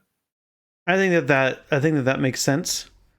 Against control style decks too, just keeping the Recruiter train going is usually been a good thing. Brought in the Monk Realist here, that would be quite a blowout. To just that would be do that. So I think we still grab the next Recruiter now. So we can therapy this turn, get the Factor Fiction, and then we can play both next turn, relist and... You either get the Recruiter or you get the you get a Wall of Blossoms or something. Something that kind of helps dig. If you have another Recruiter in hand, he's going to get Deranged Hermit. Sure. Just chat points that out too. Yeah. Chat definitely calling the Hermit play. Yeah. which definitely signifies that Brian does not have an Aluren. We're just going to go and get this ham sandwich. That will do the job. Yeah, it's definitely it's great when you have 4 recruiters in your deck, so you effectively have 6 hermits in a situation like this. Yeah. And we'll see if Paul has anything good to respond to with this. He doesn't have the factor fixture anymore, so he doesn't need to play the land untapped. But he really hopes to draw a blue card there for Force of Will. Yes. But even then, he's facing. He's taking a couple. Well, I guess the recruiter's in the yard, but he's still taking 1 a turn from the fiend, and any other creature Brian has is just going to add to that clock because Paul really doesn't want to start trading the fairy conclaves for creatures yet, especially if Okay, he did draw a blue card. Yes, we did. Prohibit to Force of Will. All right, so Paul dropped to 15, and Hockey will drop down to 2 cards in hand as the Hermit hits the graveyard. Oh, this is interesting, though. Hockey might not want to trade the Mesmeric Fiend to give back the standstill. So oh yeah, no. I think Paul would be very happy to get a standstill back here. Ooh, Swords to Plowshares on the Fiend. That's quite a draw. That is awful. That's pretty bad for Hockey here. Paul will go ahead and get standstill back. They get the point of damage that Paul took there from the Attica Waste. Because you did say he was at 15 before, so he was. Let's see if he yeah, maybe just can't have one game where everyone gets it right. Sometimes this is hard, right? Yeah, no, I've played plenty of these, and when you don't know, you don't know. Like I'm sure Right. I've missed tons and just have no idea. And, oh yeah, I'm pretty sure I've done the same thing. I want to go check in with him real quick.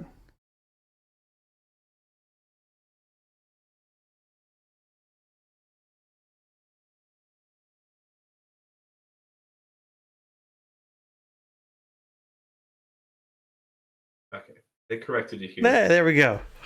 All right. All is right with the world. Yeah, so Hockey drew and played Imperial Recruiter.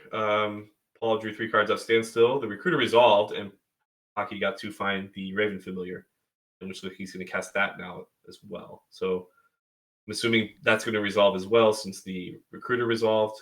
Yeah. Well, we can't possibly have drawn Force and blue card again. Yeah. Well, he does have 2 blue up, so if it was Counterspell. Counterspell would be good, sure. Well, Recurring Nightmare, all right. Well, as earlier discussed, this is a... Oh, he cast the Nightmare instead of the Raven Familiar. So, yes, Recurring Nightmare, very strong here. White Border Nightmare. Oh, my goodness. Exciting.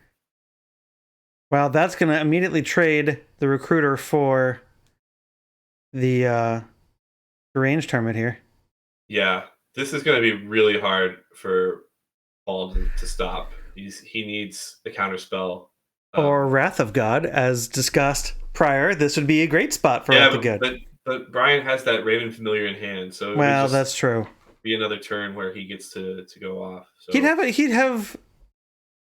Hockey would have a turn well, he'd have to resolve. He'd have to draw another mana source because we'd lose the Birds of Paradise. Right, and he can't play the Recurring Nightmare before he plays the Raven Familiar because of the seal cleansing. Open it up the trigger for the seal.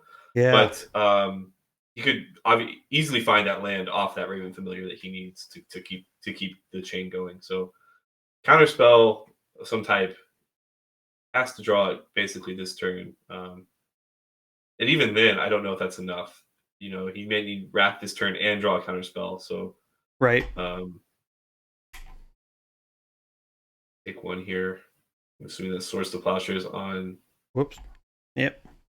On the Deranged Hermit, which is good. It gets the Deranged Hermit out of the loop, but right. Brian's going to draw so many cards off of these Recruiters and Raven Familiars that I don't think it's going to matter until he can counter the Recurring Nightmare. I'm a little jealous of Paul's stamped Sword of Plowshares there. That's pretty.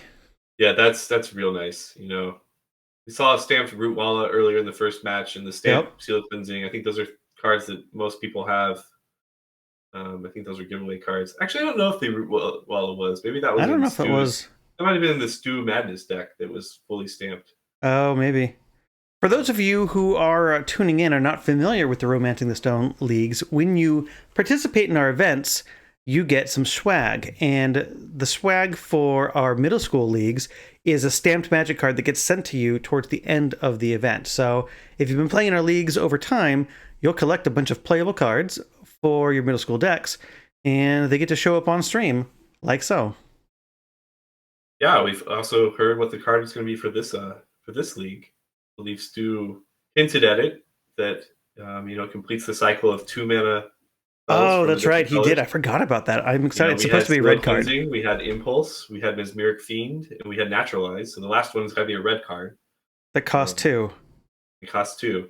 We all think it's Incinerate, right? Incinerate's what No. He No? confirmed it was not Incinerate, but he did tell us what it was. Well, he did hint at what it was. I'm pretty sure he confirmed the second guess. I missed that. I missed that Yeah, one. we'll see if you can guess it now. What do you think it is? It's not Pyrostatic Pillar. Chat, what do you think it is? I mean, it could be Pyroclasm. Pyroclasm is a hot one. Yeah, that is what it is. It is Pyroclasm. Oh my god, I'm excited for Pyroclasm. Yeah, he said he has to decide which art to buy, which version. You can buy Ice Age is pretty nice. Ice Age. There's I like a Portal Ice Age. version. Portal. I'm actually a big fan of the Portal version as well. I like the Portal. I think the 7th edition one. You can also get Deckmaster as one. Yeah. So White Border Deckmaster. Yeah. Well, either way, I'll be happy to throw that into my deck from last league. That's for sure. Yeah. I love having portal cards that I can play with. Just as like a collector, they're kind of cool. I have extra natural orders and Wrath of Gods and Armageddons that I spent way too much money on for portal versions and having the regular versions, and it's like, well, if I ever play them, I'll probably play the portal versions, but I need to have the regular ones for my collection. So chat is pointing out that Paul is drawing like a god here, and her last card is Counterspell, Wow. which is very powerful in this moment. He looks like he countered both the Recurring Nightmare and possibly the Fire Imp there. Yes. So Hockey did get I forget the name. Hockey did get an attack in. Paul, I believe, blocked with his factory there. Wow, Hockey's drawn another deranged tournament. Oh my god! Whoa! Oh, look at this! Wow! Chat, This calling the hot top decks here, and Paul's gonna hard cast this Force of Will. He does take 3 in the exchange, as he's unable to block with his with his factories. So I believe he has yet to update his on-screen life total, but they're keeping track of it, on pen and paper there. I'll let them catch up there in a little bit. I definitely don't think that's one that he missed. So I think that's just he failed to update. Yeah. No. Ooh, and there's an Aluren, I believe. Okay, so that one sticks. Paul's all out of top deck counter spells.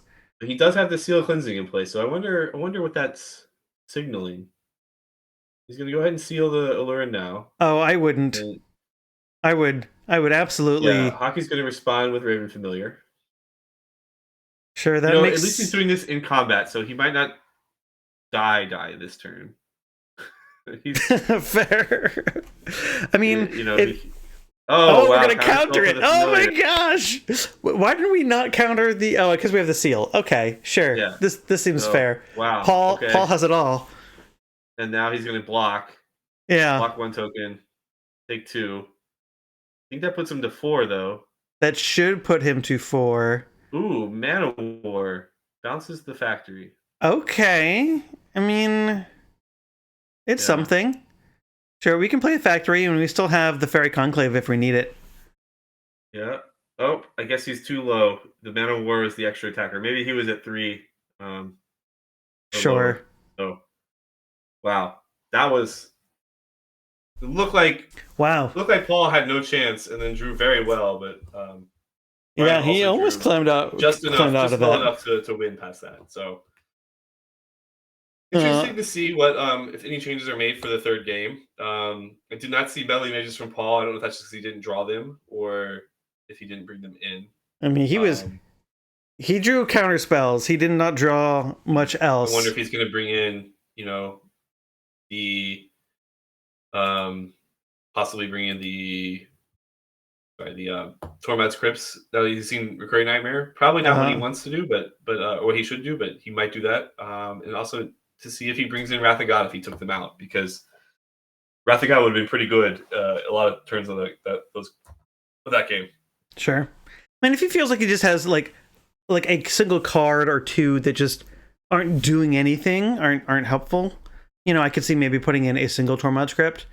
If you draw it, cool. If you don't, then not a big deal. Yeah, yeah, Um, the Landstill's deck ability to go long and see cards, makes one copy in the deck feel more like two in some cases. mm-hmm. So, Mm-hmm. I could see an argument if we really want to just kind of cover our bases and we just don't have anything better going on. Yeah. It's not something you're ever going to want to enlighten tutor for. No. I imagine he probably cited out the enlightened tutor. I don't. I mean, I don't know. Humility is so good. Yeah, but to go down a card in the fair matchup when he might have answers to the humility, maybe that's not his plan. Okay, so I could see that maybe on the draw being not the case, but maybe on the play I might want it back again. Yeah. I don't know. On the play, we'll see if Paul with the turn 2 standstill that really could be really strong here. I think that's probably what he wants to see is a turn 2 standstill. Because really, all Brian can do to stop that is a turn 1 therapy, kind of in the dark on it. So, which seems like a fine thing to do. That is a fine thing for hockey to do. But yeah, I mean, I'd be, as a non-Landstill player, as someone who plays the antithesis of Landstill decks, I would still be very tempted to keep the Enlightened Tutor in my deck, just because humility is such a game over card. It is a silver bullet. That's true. I'm probably just biased against cards like Enlightened Tutor, where I would, every time I put those cards in my deck, I'm like, I should just play more copies of the card I want to draw. And in this deck, are you really going to Enlightened Tutor for a powder keg or even a standstill as often as you're just going to want that to be a humility? So I would probably play that as a second humility almost every time. Sure. That is a reasonable thing to do. He does have the Seal of Cleansing, which that is one you would probably search up more often. Yes.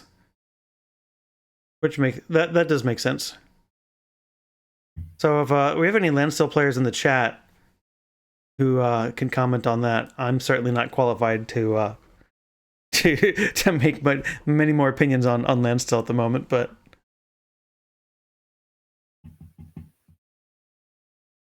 we'll see here. So Paul will be on the play. He's certainly looking for a turn 2 Landstill here. Maybe he's even looking to have like a.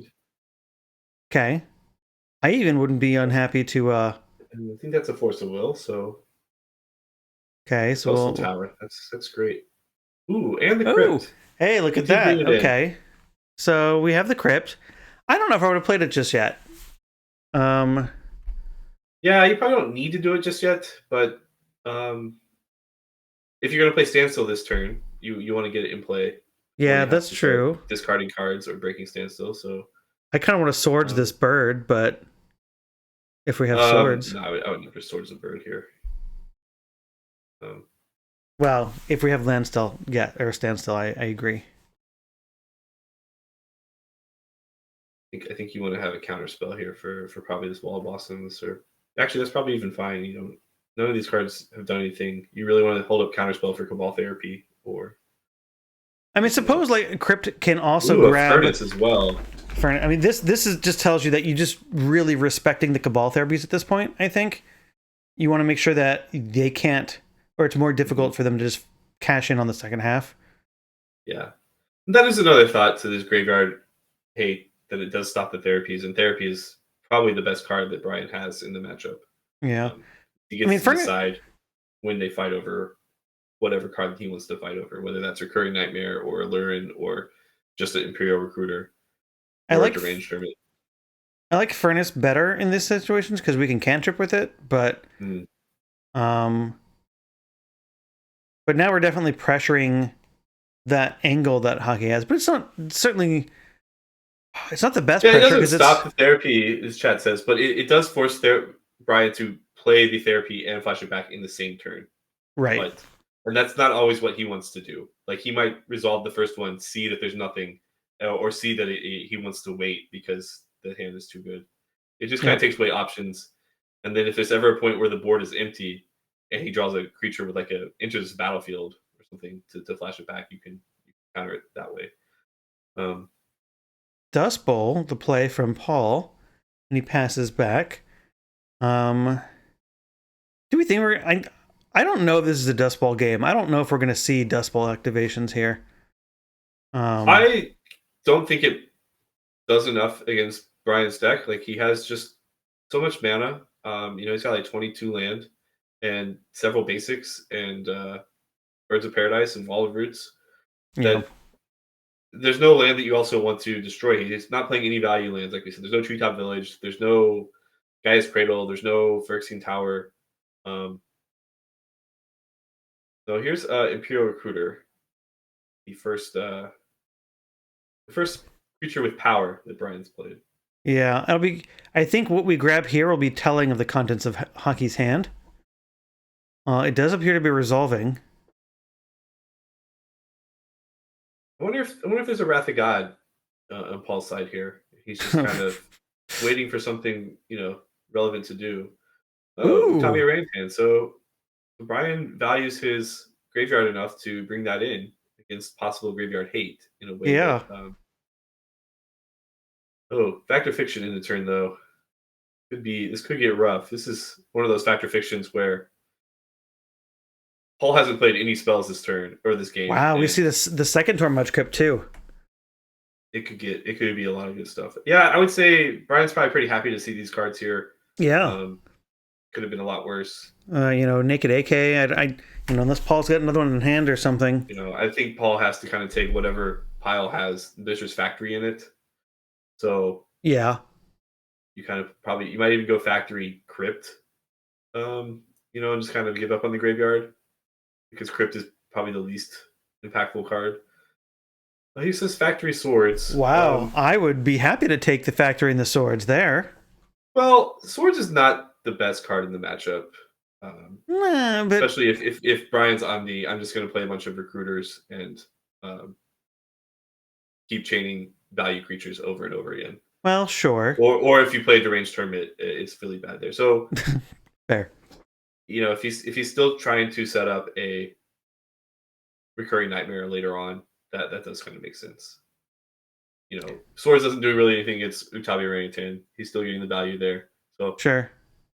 So notably here, Paul plays a land that isn't Mishra's Factory, which, that to me signals that he has a lot of lands in his hand, and he wants yeah, to stop drawing land because that's why he played the fetch land to thin the deck. Maybe people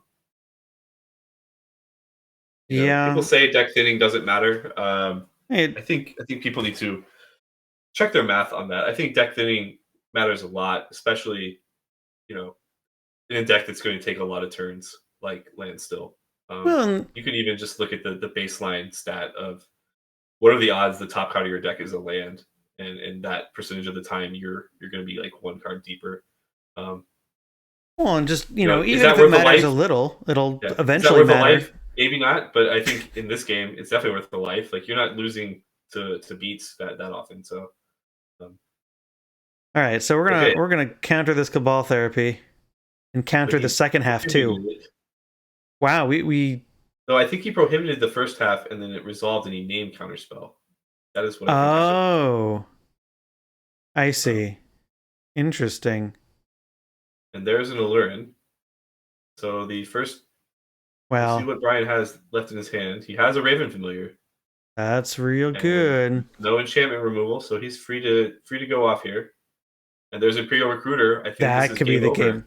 Um, The he goes grabs the Man of War here, after he grabs the rest of the recruiters. Well, because you can still sword, so we still have a point of interaction.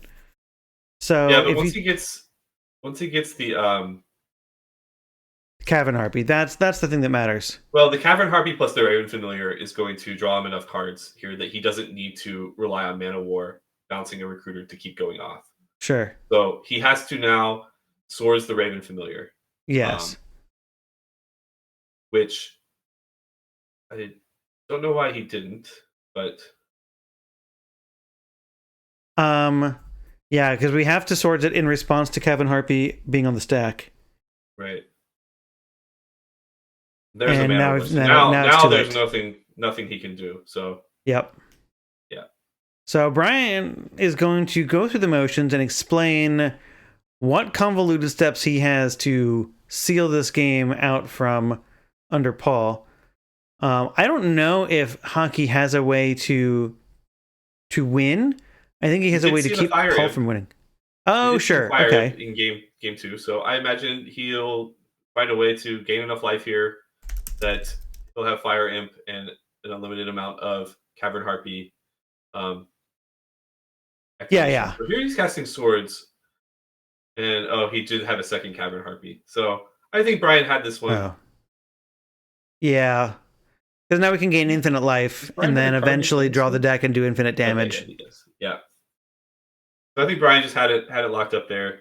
I don't think he would have gone for it if he hadn't. He had seen the hand, he'd seen everything. So yeah, he knew there was a swords there.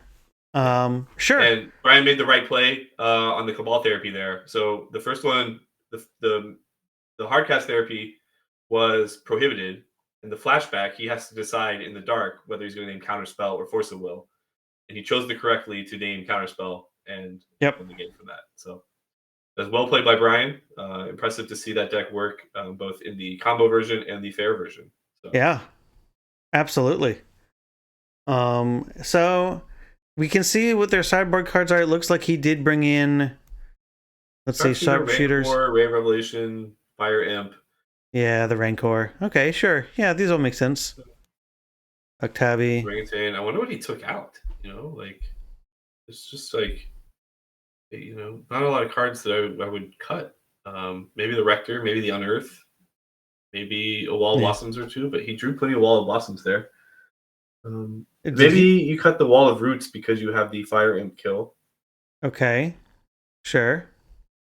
He took out Mesmeric Fiends? Did we take those out? That seems suspect, but he ended up drawing the one that he kept in. Interesting. He took out a land, it looks like. And a blue card. I think that is a Manowar. I think that's a Manowar. Okay. I would have thought you would at least cut the Unearth, for sure. And the Wall of Roots does make sense. And yeah, I guess the Mesmeric Fiends are not what he wanted. That's surprising to me. That is not something I would. That's not a choice I would think to make, because I would feel like I want to clear the way very easily. But maybe, I don't know, maybe he feels like they're a liability. They'll just eat a removal spell and then you'll get the card back and... Yeah, or he thinks he doesn't need the information for his therapies and he'd rather have more value cards. Sure, maybe. Well... Interesting. That is interesting. Some good matches. Yeah, great start to the league. Very excited. Very excited. I think we have with 48 players, that's at least 6 rounds. That's not 7, yeah, right? It's definitely 6 rounds, not 7. Okay. And that round 6 is going to be a lot of people fighting for 5 and 1. I don't know how many people at 4 and 2 are going to make the top 8 this time. As you get more people, it might only be two or three people. So really, people, you got to start winning your matches if you want to make that top 8. Absolutely. Paul's got a long road ahead of him. He's probably got to win out to top 8, and Brian's on a good start. Yeah. We're curious to see where these decks end up, sort of mid league. Aluren is not a deck we've seen a lot of, and certainly not in the style that Hockey has configured. But he seems pretty confident in it. I know that we've seen kind of the SuziQ style deck that we saw Mike playing earlier do well in a previous league. Several pilots, you made the finals with it. I think we had similar styles of that deck as Yeah, well. Did well. there's a lot of 4 squee decks with survival and other cards, whether that was the card with a Stormbind. There's a Stormbind survival Yep. version, and there was the Zombie Infestation off the other color. Yeah, a lot of good decks we've seen so far. I think any of them has the potential to take down the league. So getting that first win, very very helpful. Yeah, definitely. Well, that's going to do it for this week's matches. Week 1 stream is now going to be in the books here, but we'll bring you more Magic for week 2 next week on Thursday. Excited to see what we have on the docket there. Yeah, It'll be fun. Yeah, I'll probably be watching if I'm not playing. Hope hope it goes great. Definitely. Well, that'll do it for everyone here tonight. Thank you all for hanging out and sticking through. If you watched both games, we appreciate you. If you chimed in on chat, we appreciate you even more. Come hang out with us next week, and definitely catch us in our Discord. We will Right, see night, you. everybody. We'll see you next week.